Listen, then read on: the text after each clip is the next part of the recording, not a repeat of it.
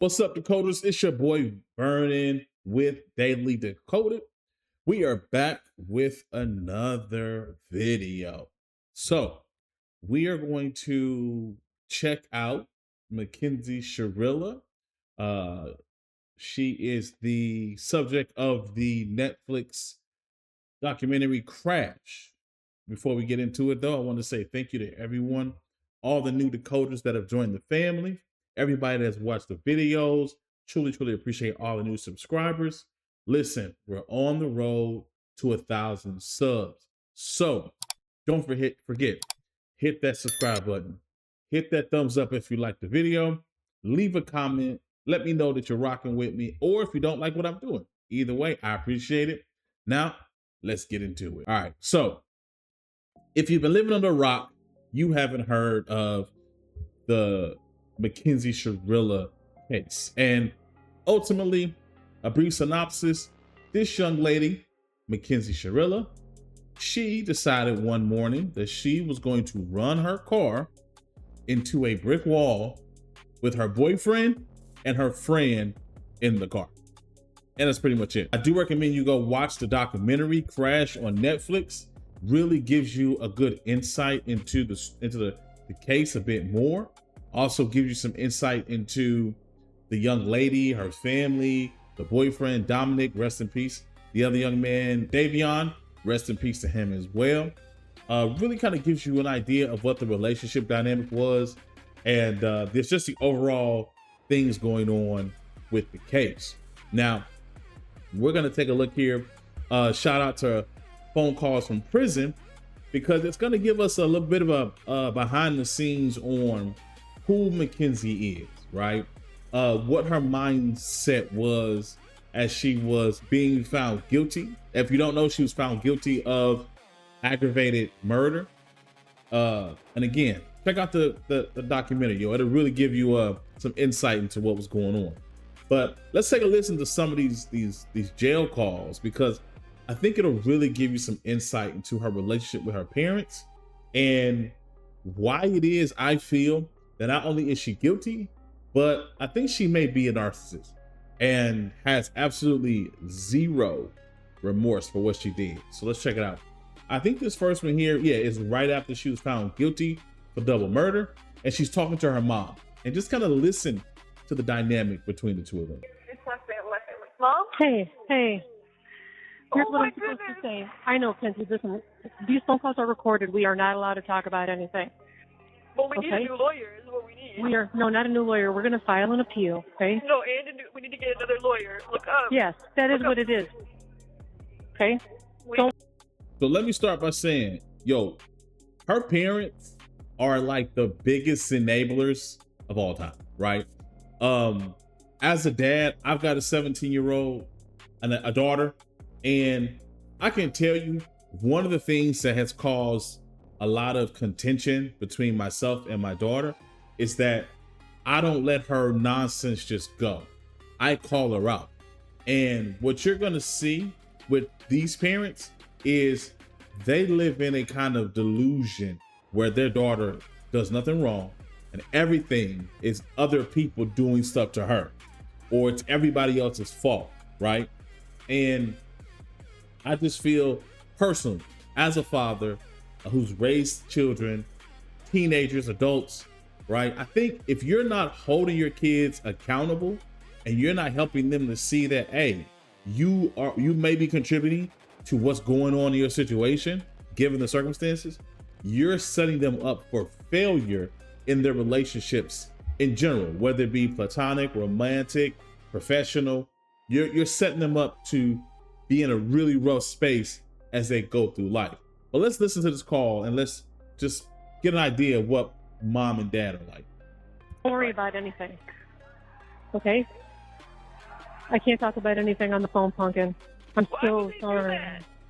I don't know. I can't talk about any. Please don't say anything on the phone. It could ruin the appeal. Okay? I don't know. But we're not done yet, okay? And I can't talk about anything. So just... And listen, as a parent, I 100% can understand, right? You know, your child is about to spend minimum, because she was guilty and found guilty and sentenced to like 15 years, 15-year to life counts to run concurrent. So minimum she got to do 15 years before she can even consider parole, right? But so I can understand, right? As a parent, you are kind of mourning the loss of your child for these 15 years or potentially more, depending on what she does while she's in there. But at the same time, you got to juxtapose it to what those other families are feeling of the young men who died in that crash. You know, you can't be so insensitive to be selfish enough to only think about your child without thinking about what's going on with this other family. And I think that's where this family gets in trouble, because they are very hyper focused on just McKenzie. Have trust in us, please. Okay? And I'm so sorry. I'm so sorry. I knew this was going to happen. I knew it. I didn't. I thought it wasn't going to happen. I mean, well, I guess I shouldn't say I knew it. I had a feeling. I just had. It's like if you listen to the evidence, there was a solid chance she was going to be found guilty. I mean, the first mistake that they made was they did a bench trial, meaning they had just a judge to determine her guilt or innocence. You know, if I was in that situation, I'm like, nah, better to be judged by 12, right? Because all you need is one person to feel some sympathy, right? All you need is one person to say, well, maybe, right? And maybe you create a situation where you can get some reasonable doubt. But when you leave it up to one person, and I'm gonna tell you, I didn't see much of a defense that could counter all of the evidence that was against her, right? They really set themselves up for failure, in my humble opinion. But then to double down, I'm sorry, what are you apologizing to her for? She's the one that killed the young men, right? Like, when it's all said and done, you can go see your child. And in 15, 20, 25 years, because I doubt she does a life, unless she just goes in there and murders somebody else or whatever, she's going to get out. She's going to have an opportunity to have a life. The young men that were involved in that crash, they don't have that chance. And that's the thing that I think her parents, it's not clocking for them, right? It's not somewhere there's a disconnect because they're so hyper focused on their daughter. I had a feeling because I just can't say anything on the phone. And we don't even get to talk privately. So we'll just have to talk about it later. Okay? So I'm glad you're on the protective floor. Why? Okay? I just asked to get moved today. No, I talked to the warden this morning. It's not up to you. I talked to the corporal. Oh, no. Well, she said it's not up to you. You got to stay. Okay, well, I asked to talk to the corporal. So. Oh, okay. Well, no, I did talk to the corporal. And I might get up. It's like they don't take it serious, right?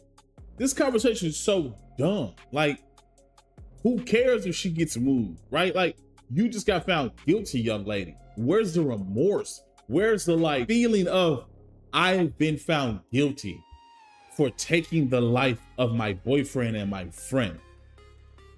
But no, you worried about, I'm trying to get out of PC. You better stay there, because you ain't as hard as you think you are. Now, I understand women's prison isn't as tough as the men, and you know, she's probably not gonna have much of an issue with getting stabbed up or nothing like that. But you should be concerned about, man, really, they really found me guilty of this, you know? Let's check out this other call. I haven't listened to this one yet. Let's take a look. Let's listen to Mom and young McKenzie. okay. Anyway, Yeah, this is just like, I don't even, like, I'm like literally in shock. Like, that was like just the last thing I expected to happen. Same with me, baby. I'm flabbergasted. In total shock. Yeah. Really? Yeah. I just wanted to yell at him when I got in the back, but I was like, that wouldn't even help. No, it wouldn't. But I was about to dog him out. Because that just like pissed me off. Like, There was nothing, anyone, I can't talk to you about it on the phone. Everything that he did, I just feel like he could have fought like harder. And they're talking about the lawyer, right? They're talking about her attorney. And they're really, again, if you listen to the evidence, there's not a lot. You know what I mean? Like, there's not a lot that lawyer, from what I perceive, could have done to counter the physical, not circumstantial, physical evidence that proved that this young lady, there's really no other explanation than she literally intended to run into that wall, right? I mean, even like evidence of like premeditation, or at least some level of this, there was a chance that this could happen because she had made threats of something like this happening before the actual act happened. But again, check out the documentary and you'll see, right, what I'm saying. I don't want to give too much away, but you know, they're just like having these conversations that seem so pointless, given you just got sentenced to 15 years to life. But you worried about, oh, he didn't do a good enough job.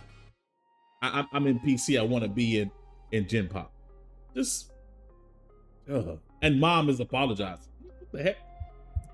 Like, I don't understand this. Like, I know. Well, of course you feel that way, honey. Of course you feel that way. Like, I just didn't. And one of these days when we can have a private fucking conversation, we'll go into it a little bit more. Okay? And that's the dad.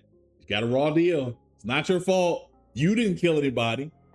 They shouldn't have died in your car going 100 miles an hour straight into a wall, not trying to stop. That's their fault. And the judge was mean, and the lawyer sucked, and the prosecutor's a jerk. And you see what I'm saying? Just no awareness, like that your child took 2 lives. So, but just you got to trust us, okay? I'm so sorry. That was the craziest thing ever. That's like bizarre awareness. Yeah. Don't say anything more. We got to be very careful with our words. Wow. Okay? But we went to another dimension. Yeah, we're in the upside down. That was the upside down world right there. Yeah. That was just like crazy. Like, it's like, I don't understand how they could just be like, yeah, she wanted that to happen. Like, Oh my God. No, like, No. they're all like zooming in on my face and shit, and then like they get to like handcuffing me and shit. Like, Exactly. it Don't was worry. I so know. embarrassing. Like, I just didn't I'm expect so it. sorry. Me either. You're embarrassed? That's what you're worried about? Being embarrassed? Ma'am, you killed 2 people. Let's call a spade. Ma'am, you killed 2 people. You have the unmitigated gall to sit here and say, it was embarrassing. They're dead. Those 2 young men, 21 and 20, are dead because of your actions, your reckless behavior. And you're worried about being embarrassed. Like, and this is, again, guys, remember, this is right after she was found guilty. All right. And this is what they're talking about. There's we're gonna check out another audio clip. I'm gonna check out another audio clip of her talking about, I believe, Kim Kardashian helping her out. Let's take a look. I know that 85% of the people in there are not guilty.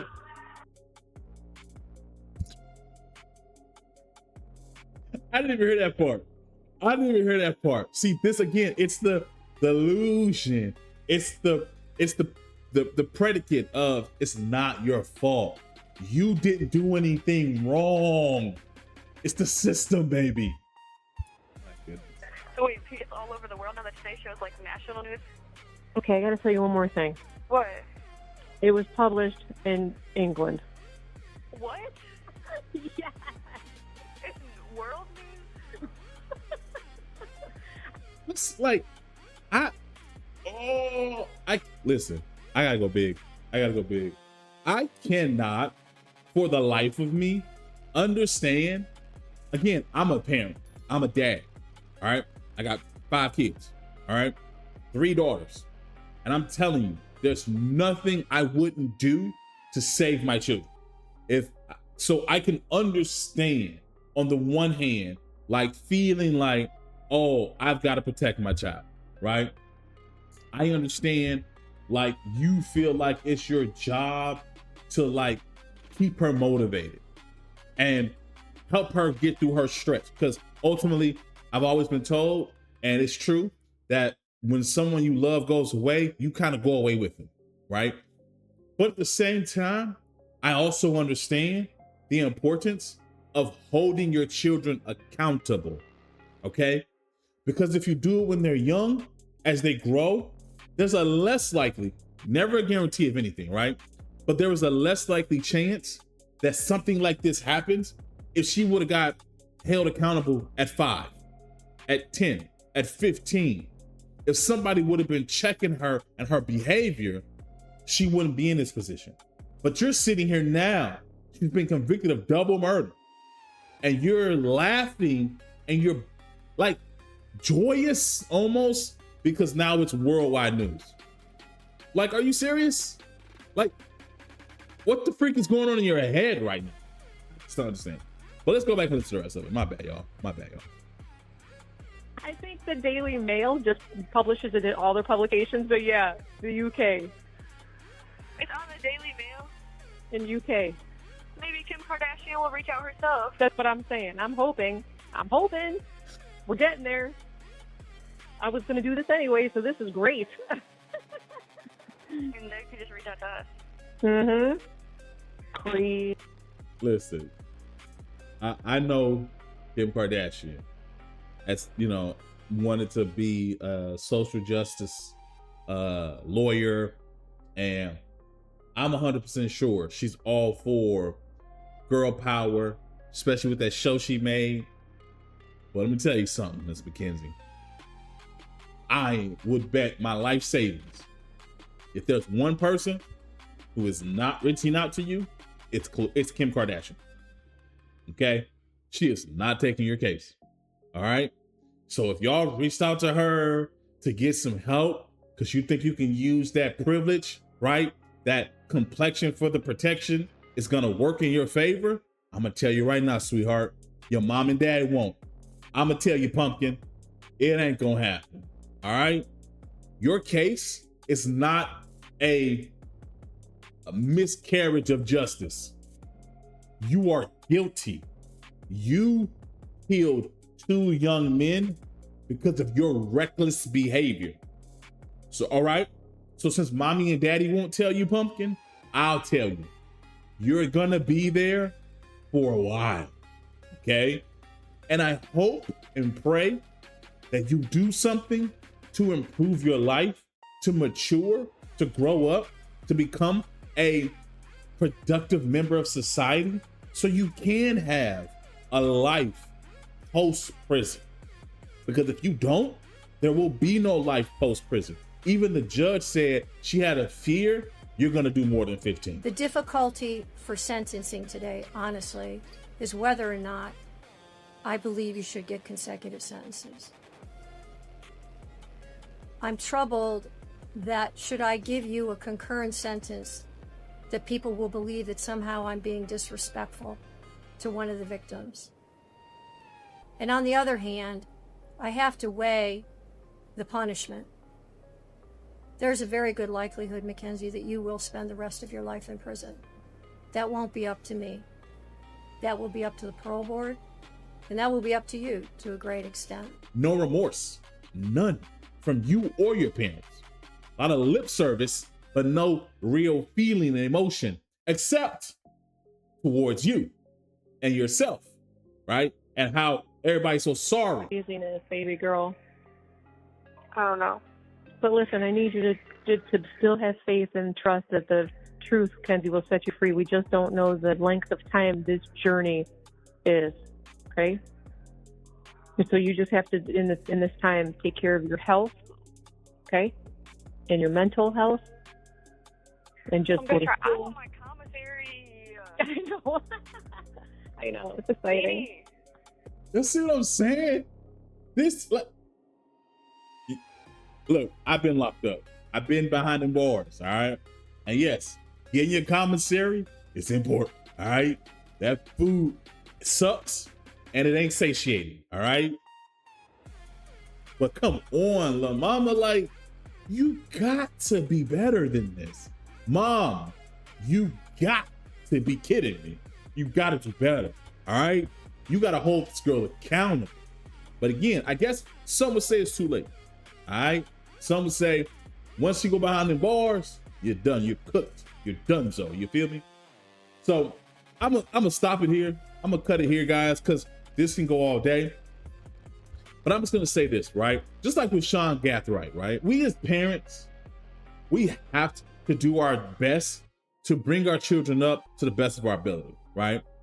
We've got to do our best to teach our kids right from wrong and then hold them accountable for their actions so that as they grow, they don't have the delusion to believe that it's always everybody else's fault, right? So with this young lady, I think that she made a bad decision, really bad decision. I believe that she took two people's lives. I believe she was in a toxic relationship, and that relationship caused her to make some decisions that ruined 3 lives, really, took 2, and really took a chunk of hers.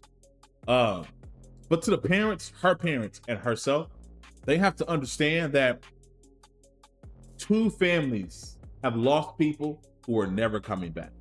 They're never going to be able to go see them again. They're never going to be able to have family dinner with them again. They're not going to have grandchildren, right? They're not going to be able to give them a hug.